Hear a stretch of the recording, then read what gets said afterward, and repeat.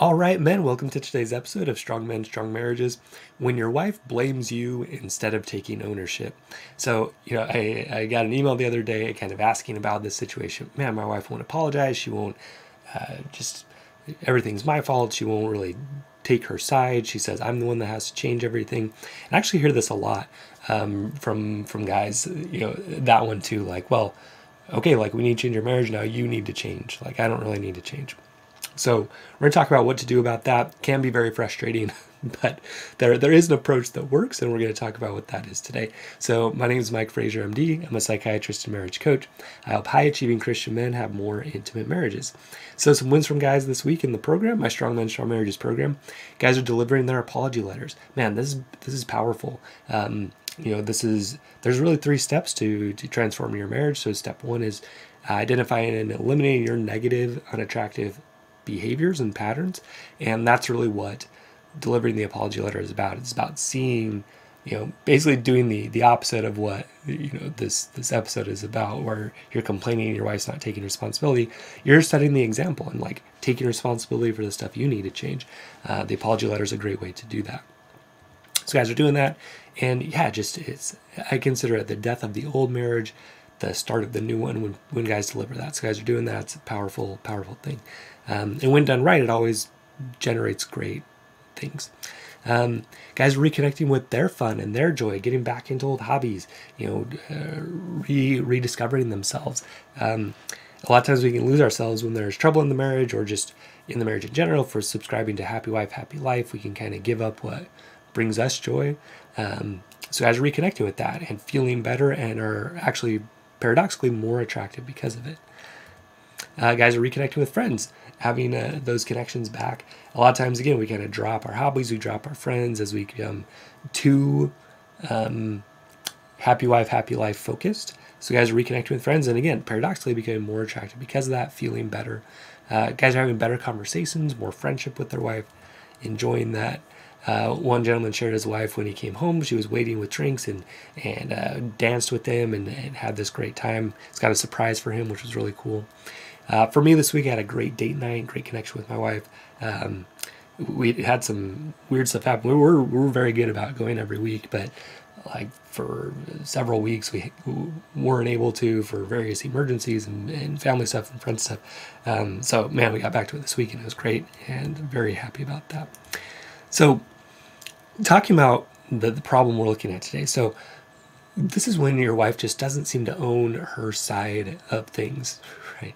So, let's say even for like infidelity, let's say she was unfaithful, but instead of saying, yeah, like I was wrong there, or maybe she kind of like breezes by that, but then she's quickly like, well, it's because you were never there for me. That's why I started talking with this other guy. Or like he does things for me that you don't, like you failed me. That's why I had the affair. Saying stuff like that.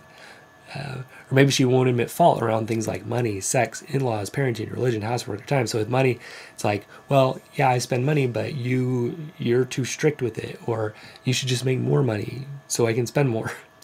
Or with sex, she's like, well, I had this and this happen, so it's hard for me. Or like, well, you don't, do anything to bring the mood in, so I'm not in the mood. Or, with in-laws, she's like, well, my parents just, they care about me and support me, and you don't. Or with parenting, she's like, well, I read this book, and so this is the way we should do it, and maybe you think that's wrong, but like this is how I was raised and I think it's right. Or with religion, and she's like, well, no, like what I believe really is right, even if you don't believe it's right. With housework, she can say, you can be like, well, you didn't do this, but then she just turns around. She's like, well, you didn't do your side, so I don't feel like I have to do my side. Or, with free time, you're kind of like, man, you're spending a lot of time on your phone. And she's like, well, I do it because of this and this, instead of saying, well, yeah, maybe it's not great that I spend 20 hours on my phone a day. So look, it can be really frustrating, especially for high-achieving guys who read books like Extreme Ownership or, things like that. So, because it's like, man, like this isn't right. You need to be owning your side of it. And again, it's easier to see in other people than ourselves. And we're going to talk about that in a second here. But let's say she even goes extreme. Let's say she becomes verbally or physically aggressive, but just blames you for it. There have been guys in the program where this has happened, where their wife takes this approach, yells, curses, becomes really kind of immature and out of control, but won't see that it's a problem, just says, well, if you would change, I wouldn't do this, right? Or says, I'm sorry, but, which is one of the big apology mistakes I've made, continue to make sometimes. Well, yeah, sorry I said that, but like, you shouldn't have done that. So in other words, kind of wiping out her apology by saying, but, still blaming you for what she did. Right? Overall, just kind of justifying herself instead of apologizing. Right? Instead of saying, yeah, you know what, that wasn't really right what I did. Saying, well, I wouldn't have done it if you wouldn't have done this. Okay? Yeah, it can be really, really frustrating. Again, if you're a guy who subscribes to extreme ownership, or basically any self-improvement book's going to tell you, hey, like, don't blame other people for your decisions. Like, you need to take responsibility. So if you feel like you're kind of trying to do that, and then you see your wife not doing that, yeah, it can be really frustrating, really irritating. So what a lot of guys will try to do is they'll try to get her to take ownership. You know, they'll show that book to her. Hey, read this book, Extreme Ownership. You're not doing this. Or hey, like, you need to apologize. You're being immature here. You need to change that. Ask her to apologize. Well, you need to apologize for me. Say sorry for that. Okay. The other thing guys will do is like ask other people if you're in the right. Like, hey, you know, my wife said this. What do you think? Do you think she's wrong? Do you think I'm wrong? And usually we're talking to friends, or sometimes guys will talk to like their own parents, who pretty much will just support their kid, right? Or your friends are going to pretty much take your side. Oh yeah, and she that's garbage. She shouldn't be saying that to you. Like, you're better. You deserve more than that. You know, that's not cool. She's doing that. So they'll just be on your team, right? Which doesn't really help anything, because it just kind of digs you into your side. The kind of the thing about all of this is, what you're saying she's doing, you're doing the same thing. So you're saying she won't take fault, she won't take responsibility. Basically, in that whole approach, it's blaming her, right? You know, you're not landing on what you can do and you can control. You're trying to control her, which is why it's so frustrating, right? Because you can't. Another approach guys will take those, they'll try to do whatever she says and try to make those changes, right? So if she's like, well, I had that affair because you didn't prioritize me. Like, okay, let me do whatever I can. Let me make sure that I get you those flowers and prioritize you and try to make you happy, right? Please just like give me just look at me, or just like say one nice thing to me. I'll do whatever to get that little scrap from you. That's also a problem, because it's not attractive. You're putting yourself into like a lower position than her. And really the solution is to find equality in marriage, seeing her as equal to you, not more than you, not less than you. So each of these they're problematic, they're unattractive, right? When you try to get her to take ownership, you're kind of trying to force her, you're trying to manipulate her, you're trying to change her. Again, you're not taking responsibility for yourself, you're trying to control her. So it's impossible, so that becomes frustrating, and it's unattractive because people don't like people who are trying to control him. Same thing with trying to get her to apologize. That's kind of like a one-up position. Like, hey, like, you need to apologize to me. You need to make this right. Okay, one-up position. Asking to apologize, not necessarily wrong. You just want to do that in a way that's effective, and we'll get into that. But again, if you're coming at it from this point of like, well, you need to apologize, like, that's a one-up judgmental position. It's not going to be attractive. It's going to put her on the defensive, and she's probably not going to take ownership if you approach it from that way. Okay, asking other people if she's right. Problematic, because again, you're not winning your side. You're trying to just like collect evidence that you're right and she's wrong. There was Seinfeld made this show called The Marriage Ref, where he's like, well, in marriage, people they just want to know who's right. Like, they just need someone to tell them who's right and who's wrong. That show didn't last very long, because that's not really what relationships need. They don't need someone to tell them who's right and who's wrong, even though they think that. Like, we're not in some legal battle here trying to decide who's right and who's wrong. No one really comes out a winner like that. But what we're going for is intimacy, understanding each other, getting to win-wins. And so if you're stuck in this thing of like, she is wrong and I'm right, okay, that's the overall problem here, and why you're not going to create a more intimate marriage if you're stuck in this idea of who's wrong and who's right. Okay. So what do you need to do instead? So instead, try to understand why she might be doing this, okay? So maybe it is just an immature response on her side. That's possible. Like a lot of us, including me, including you, like we need to grow up mentally, emotionally, spiritually, right? And the program will help you do that if you decide to come join us. But yeah, if you're not learning that stuff, you're going to kind of base it off of what you've seen, what's on TV, like what you've experienced, and usually that's pretty immature stuff. But understand too, it's probably coming from a place of hurt and fear, right? So, you know, if she's like, well, yeah, like I spend money, but like I need you to make more money. You know, maybe that's just coming from a place inside her of just, man, like we didn't have much money growing up, and I feel restricted if I have this budget and that's hard for me. Like it's probably just coming from a place of hurt and fear. Not that it's right to spend more than you make or whatever, but when you come from a place of understanding, you're much more likely to get to a place of intimacy and then cooperation and teamwork, right? It's the same idea, like right versus who's right and who's wrong won't get you there. But trying to understand, trying to support each other, trying to have teamwork, that will get you there. Okay, that's what intimacy is about. Also remember, like if she's blaming you for stuff, you know, let's take the extreme one like the affair. Well, I wouldn't have had this affair if you would have prioritized me. Like there's probably some element of truth in that statement. Okay, so just try to like filter her response in your mind. So if she's like, well, you know, you never do what you're going to say. You never do what you say you're going to do. You can filter that in your mind to like, okay, well, you know, sometimes that's probably true. Sometimes I don't follow through. Okay. And then you can agree with that and you can make appropriate changes. Again, you're setting the example. You want her to take responsibility, make sure you're taking responsibility. So if she's like, yeah, you know, you say you're going to do this, but then you don't. You say you're going to be on time at this time, and then you're not. Okay. You, instead of being like, oh, come on, like, who cares? Like, that's not a big deal. Look at what you're doing. You know, look what you did to me. You know, you never appreciate me. You never have sex with me. You know, again, you're going right and wrong. You're not going to create intimacy here. You're going to create just argument and disconnection. Okay. So instead say, okay, well, yeah, you're right. There have been times when I haven't come home on time, and I'm sure that's frustrating. And yeah, that makes sense. So you know, tonight I'll be home on time. So again, like set the example instead of blaming her. Also, we're trying to figure out who's right and who's wrong.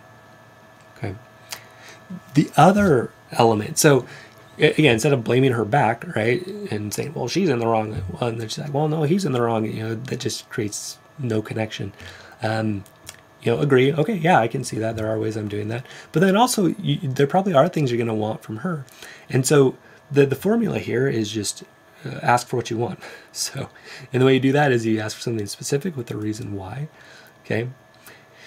And then also, the other side of this is deciding what you will do if that request is not met. So that's called a boundary, right? But you don't put boundaries on other people. A boundary is just what you will or will not do. Okay, that's how we define it in the program, and I think it's very useful. Because again, you can't just, well, I'm putting a boundary on you. You can't talk to me that way. Well, they can, but you get to choose what you'll do, right? Well, if you curse at me, then I'm going to leave the room. Okay, that's a boundary because that's something you can control.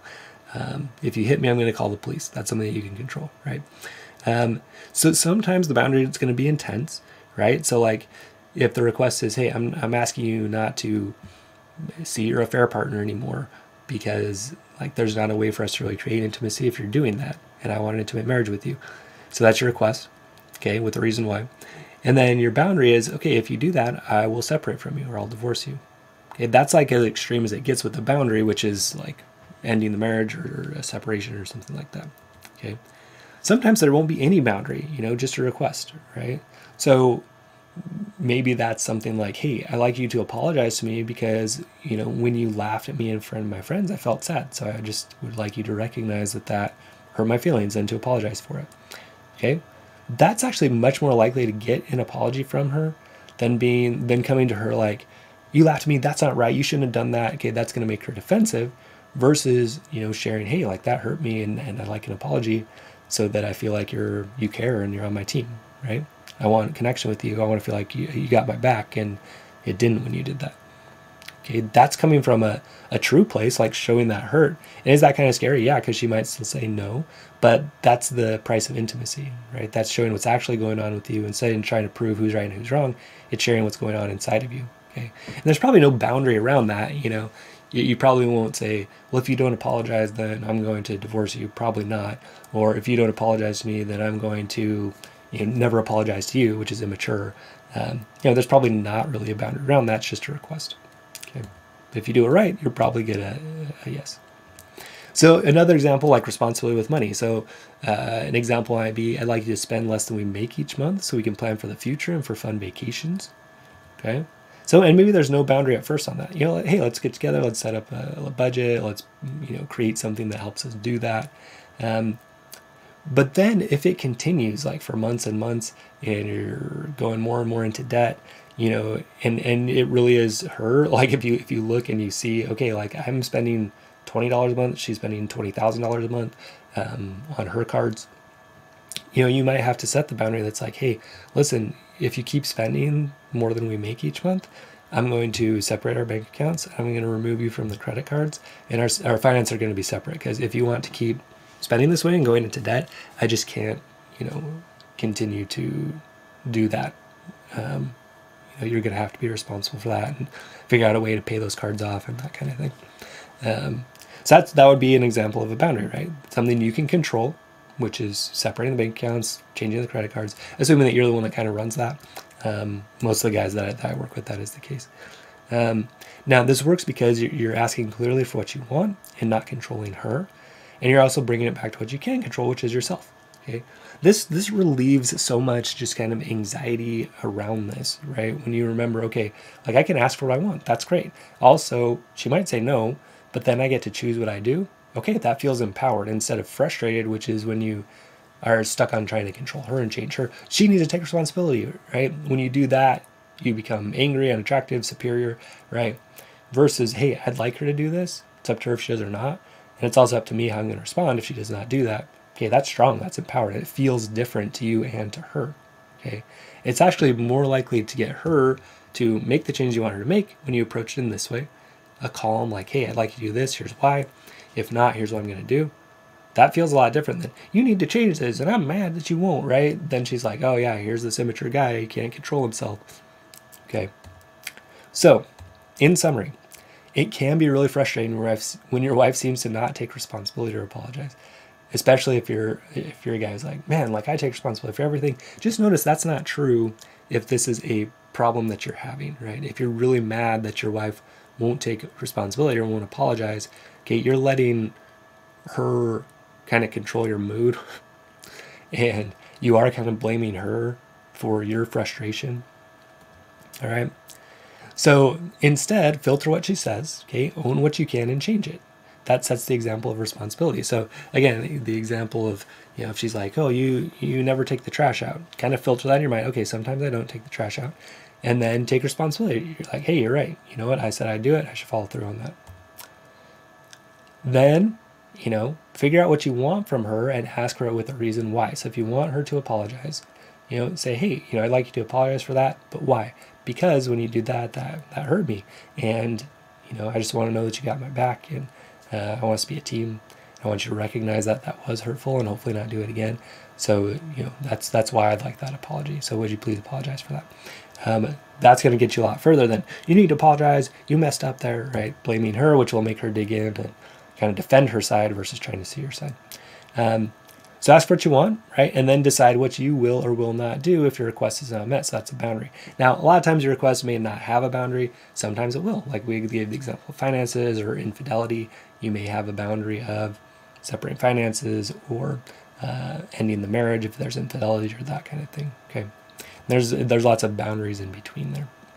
So to do this, though, it does require spiritual strength, right? To be able to kind of take the heat and own your side of it. It takes mental, emotional strength to do that as well. And also to, you know, have the strength inside of yourself to say, hey, like what I want's important. I'm going to ask for it. It takes mental, emotional strength to kind of be known, let her know, hey, like that was hurtful. That takes mental, emotional strength. It also takes communication skills. You need to practice being able to ask for what you want with reasons why. set boundaries, okay? So you're going to learn all this in Strong Men, Strong Marriages. In 90 days, you're going to do what would take years of therapy to do. You're going to learn these strengths and skills. You're going to practice them every day. So yeah, if you're a high achieving Christian man making like 250K or more a year, or have 250K plus in assets, come join us in Strong Men, Strong Marriages. Visit strongmen.io or click the link in the show notes. You'll find an application, we'll talk, and you'll join up and we'll get to work on this. And again, do years of therapy, years worth of therapy, what you would accomplish in years of therapy in 90 days. Become a stronger man spiritually, mentally, emotionally, physically, build communication skills with daily coaching and accountability. All right. So again, visit strongmen.io or click the link in the show notes. Come join us, apply to join, and stay strong, men. We will see you next episode.